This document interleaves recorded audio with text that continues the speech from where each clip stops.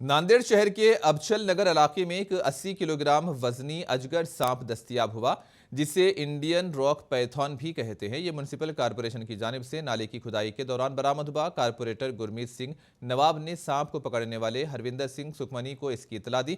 हरविंदर सिंह सुखमनी और दूसरों ने मिलकर 9.5 फीट लंबे और 80 किलो वजनी इस अजगर सांप को पकड़ लिया।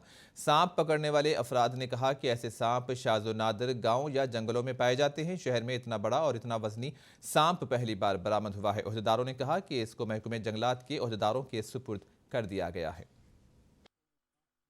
इंडियन रॉक पाइथन है और अजगर भी बोलते हैं इसको, और ये इसका मांसाहार भक्ष्य है और ये बहुत ताकतवर रहता है। और इसका अभी जो हम रेस्क्यू किए, इसका देखो वज़न कम से कम 75 से 80 किलो है और लंबी 9.5 फीट इतनी इसकी लेंथ है। इतना बड़ा पहली बार मिला नांदेड़ शहर में।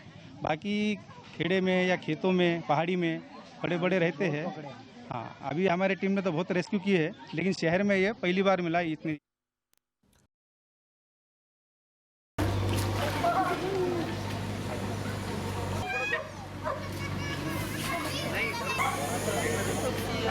ले सकते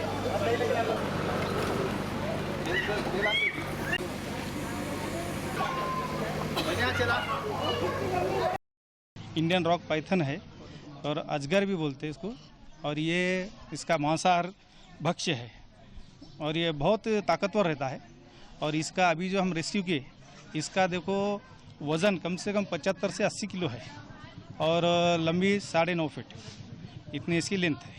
इतना बड़ा पहली बार मिला नांदेड़ शहर में। बाकी खेड़े में या खेतों में पहाड़ी में बड़े बड़े रहते हैं।